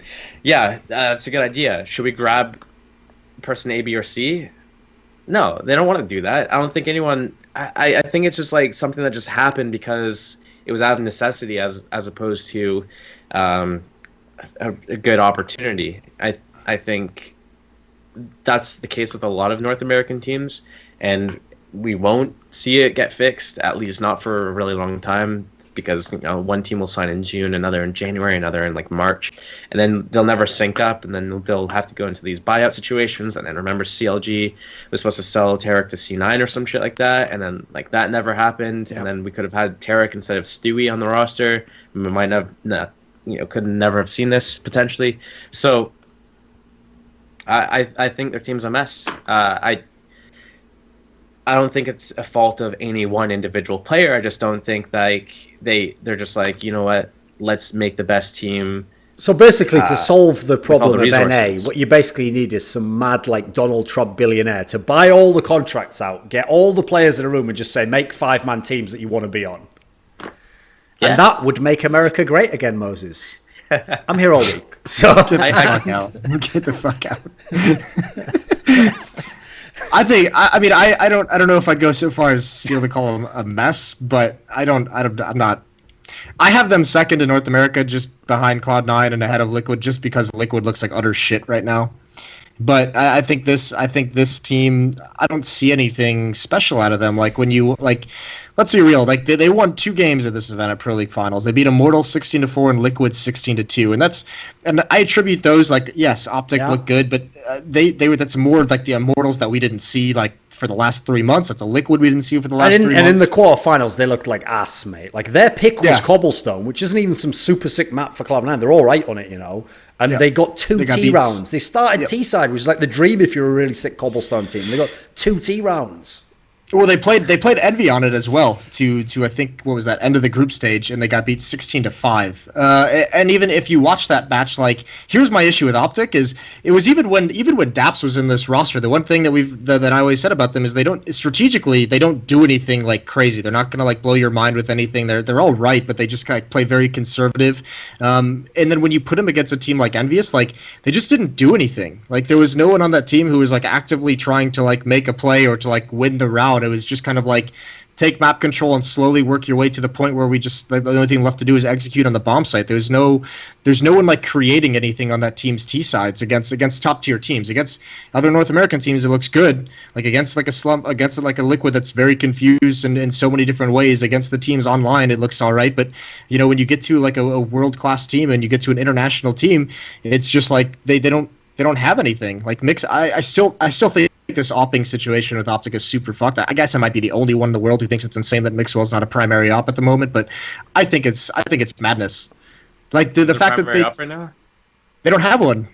They don't have an opper. Huh. So would you say would you describe the team as a mess? in that regard, yes. In that regard, they are absolutely a mess. But like it's remember what I said about NRG last week, Duncan? Remember what I talked about last week with NRG, here's the thing. Duncan? Your theory about NRG was spot on, Moses, because what he said, Steele, is Moses said that the style that NRG has is they don't try to win the game, and they indeed did go 0-5 at EPL. So you nailed their style, and by the way, they're executing their style to perfection. And ironically, even the other part that you said is a serious statement was right. Like, here's the thing. They didn't win any games, but they did come close at times. So it's like you'd actually nailed it completely. It's like they have a style that's working, but it doesn't involve winning the game somehow. Right. It's perfect. Yeah, but like there's just nothing. There's no tactical calling on Optic that I see like them calling a strategy or calling a play that's going to get them an opening pick. It's kind of like put Peter in his position and hopefully he hits the op shot. Hopefully someone peeks into. Optic. Sorry, we got sidetracked with NRG there. Yeah. With both teams who don't really do anything. Whoa. Yeah, I just don't. That. You're a personality in the scene now. There's gonna be witch hunts. Yeah, come on. You know, Bring it's it not. on. I mean, obviously, if we're not allowed to make fun of Skadoodle, Moses, no one would ever be allowed to make fun of NRG. No one would do that, right? Oh man, That would never happen in this scene. Yeah. That was a fun night reading those tweets. That was good stuff. It's good times, right? Yeah. Yeah, it is good. There was a lot. You know, I have to say, Duncan. Yeah. When we were at the event, there was a lot of Twitter exchanges that really brought a smile to the rough days we were having. There was some Twitter exchanges out there that just really alleviated. You know what the best one is, from Moses? halfway across the world. You helped me have a better day. Do you want to know what the best one was? I'll tell you the best little story arc, because it's like a Game of Thrones episode. You know, I have a lot of arcs, and I'm going through them one by one, and then I revisit them, you know, in a certain order. And so you're like, oh, what's going on in Westeros now? Like, and then now what about that blonde-haired bitch that's in the desert? And then I'm skipping around the story arcs, you know. So one of my story arcs that I was priming that you probably thought was a small one, you know, was like a lot of it obviously was the Skadoodle stuff and the Cloud9. But the best one, the sleeper storyline, was the one with Dennis from Mouse Sports. Because people don't know the genesis of this. Cause it's a very minor one, which is in the past, he's a player who has gotten a bit upset that I've like criticized him as not being very good. Because he's almost like objectively shit if you watch him at the game and look at mathematics. So I guess if you don't understand any of those things and you're just like a blind man living in a cave in India, you might be like, Dennis, he sounds like he might be good. Like, okay, like that's probably the only Dennis fan in the world, right? So go talk to that guy if you want to, Dennis. It's not on Twitter. So here's the problem: was when E-League came along. Like I mentioned before, me and Moses in general predicted Cloud9 and Immortals to get out of the group. You know, like especially when you consider that from Mouse to get out, they pretty much had to do it the way they did, which is like win 2 best-of-1s. In a best-of-3, they haven't been a good team in best-of-3. So I thought, right, if they come out second, that means you have to get the win with a best-of-3. So I thought, right, it's not going to happen. So I predicted against them. And so bizarrely, Dennis actually did a tweet like to me where he did like the full stop before the @ sign so everyone can see it, and you're like broadcasting that you're trying to BM someone. And he just did a tweet that was along the lines of like, I'll see if I can find it because the wording was key to this story. Let's have a look. Let's see. I mean, the first thing you referred to me as is a pie fucker because I had a Jason. You were like casting a match or something that I had the Jason Biggs picture up. Yeah. You start calling me like a pie fucker and like a role player and like not very good on the team. It's just like. Funny story. Did you know that the American Pie movie was actually written by a guy that went to my high school? The whole film is based off my like hometown where I grew up. That would make sense because it's a very overrated piece of shit movie that only idiots think's funny. So Jesus Christ. I understand most. Okay, I've got the quote now. Okay, he just did a tweet at me.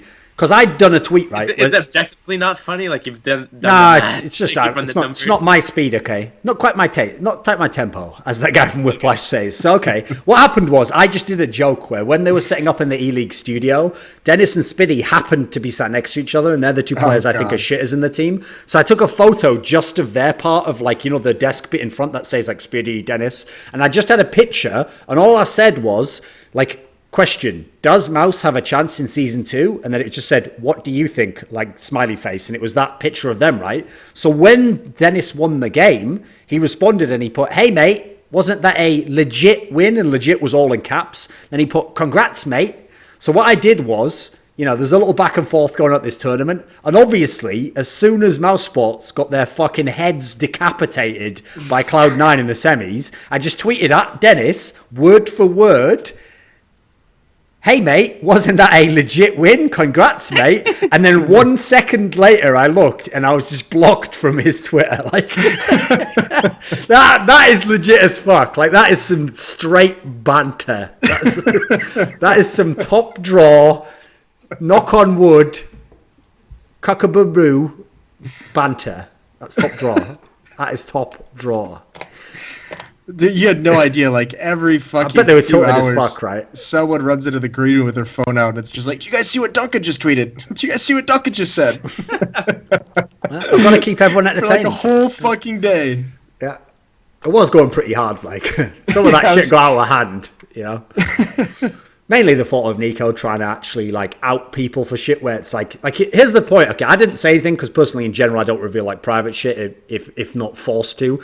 But like the idea that Nico would be sort of talking shit about certain things in public is mind blowing because basically he literally has skeletons that like all those people could have just ripped out and be like, this is your life, mate. And then he'd be like, oh, please don't do that. Like, I don't know why people ever do that. Actually, let me ask you about this, Steele, because obviously NA is full of people who talk shit publicly and like in the same scenario, right? I've never understood this logic. Why would anyone who has like things they want, kept hidden or don't want mentioned, publicly like talk shit? Because basically it's like you're firing your nuke and then the other guy has nukes. What do you think he's going to do? Fire the nuke, right? But some of them don't think of that. So I'll give you an example, Steele, because maybe you can talk to this, right? Okay. Shazam is famous for doing this. He will publicly call people out, and yet here's what's mad. Because most CS fans have only been around like a year and a half, a lot of them don't know Shazam's past, right? So no one ever brings it up. Like, I can't believe he publicly calls... Who did he call out? Moses, was it Simple or something? He probably called someone up for like bullying or something. Do you remember? Like saying, oh, he always talks shit about me and stuff. And the whole time I'm just thinking, Shazam, didn't you literally become famous in the NA pro scene for like personally contacting Valve to tell them that like Steel and Dazed were fucking coaching teams and get them banned from doing that? No, it was a plea deal. Like what? No, but I mean, I don't know. Like, why are you directing this question towards me? Like, oh, well, I got do you think? Steele. What do you think? I'm like, I like. What do you think? I thought it was an interesting premise. I just feel like a lot of it is like people have their like. I don't know. If I say something to Shazam, for example, obviously people are going to be like, oh, you got skeletons in your closet, though, Steele. Yeah. You can't go talking shit. And then it's the same like the Korean nuke where it's just like, I buy power throw or something like boring as fuck. It's just like, that's not really a nuke, though. Like, and that skeleton's very much out of the closet at this point in time. Like, to be fair, most of Steele's skeletons, not in the closet, fully on display. They're out in the open. Exactly. I don't know. Honestly, it's deeply psychological. The reason why people act the way they do, whether it be like projecting or insecurities or low self-esteem or any number of things. Like we could go on for hours, and as much as I'd love to talk about how. I'm not going to. No. I've turned a new leaf. Wait, at least finish the sentence. Okay. We're coming up to the new year. No, I can't finish the sentence because the end of the sentence was me just roasting some really lovely guy in the North American Counter-Strike scene. The old Steele's gone, Moses. He must have turned over a new leaf. Because what I know about the old Steele is that he despises Shazam, and that of all people in the scene, he knows that person deserves to be outed. This guy. I don't know why you do this. Have you spoken to him ever? I've spoken to Shazam many times, mate. Yeah, he's got a very gentle voice. Like, he's incredibly effeminate. I mean, there's another term called bitch made, which is quite similar to that. But I didn't say I would use it. It's just a term that exists in the community, Moses. Yeah. So, but enough about Shazam, your personal hero, Moses. So. Right. Thorin. Yeah. It's got to be online somewhere, Duncan. Yeah, okay. Moses, do you have anything to add? In terms of what? The just publicly anything, talking shit to people? Yeah, I mean, I think it's dumb. I mean, this is the thing. This professional scene and the invite scene, there's got to be some insulation from players. They can't be doing this shit on Twitter. Like, we all have a lot of fun on Twitter, but like, I mean, especially the casters, like how much shit we post to each other and talk shit to each other, but we know there's like shit that you just don't put out there. And I think the invite community used to be like that, and that's why it was so hard to get involved in the invite community, is because it was very blocked off when it was contained being an invite-only community, because you made sure that everyone who was going to be invited knew not to fuck around like outside the community. Like, you don't let those stories out. And I don't think there's that same kind of respect right now. And I think that in a lot of ways, while we've grown in some ways professionally, I think social media and Twitter usage is still an area which needs to be improved upon for many players. Teacher, I have a point. Well, actually, like this can go in terms of like just this could be like all of Twitch as a problem in general. But like you look at like professional sports athletes, and I see like Richard Lewis like tweeting about this and like how they get booed and all this shit. I think that like Counter-Strike and esports in general has a more of a like a tight-knit community where if I want to go and practice, I go and practice against like some shitter and ESEA pugs type of thing, or I go into a death match with, you know, Joe Blogs type of thing. But like a NFL player or an NHL player or an MLB player, they play in like their big fucking teams that have like, you know, millions of dollars of salary. Like they're paid to do this shit full time, and they go and they get personally trained and everything like that. They have like no interaction with the fans except for like maybe if they're like walking through the stadium or some shit like that. They don't go to Global Offensive subreddit to post their batting tips and shit like that, you know? So the community is a lot more tight knit, and everyone knows everything. And I think the fans have like a strong interaction with the players, which is a good thing, and it's also a really bad thing at the same time, because now you have this issue where the fans can get like right in the players' like faces in a different way than like, I guess you want to call them traditional sports, conventional sports, whatever term you want to use for it.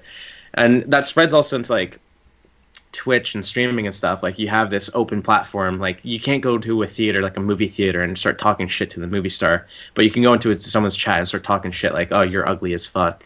Like obviously specific things he's coming up with. That's just off the top of his head, you know. I mean, that could be anyone he's talking to. Yeah. Call me ugly anymore, please. Okay. So there's that thing, but then the other part of like, I guess whatever fucking point I'm trying to make is a lot of people don't understand the difference between like friendly banter versus actual shit talk. For example, I can tweet you something, or I can tweet Jason something, and I can say something which to someone outside of our circle, or someone who's not a native English speaker, or to someone who's just really fucking dumb and can't see that it's a joke. Like they might be like, oh my god, this guy's such an asshole. Did you see what he said? Wow, I can't believe he'd say something that mean. And then to us, it's like, oh, haha, that's a joke. Like I'll get him back another time. Like that's a good one. You win. Haha.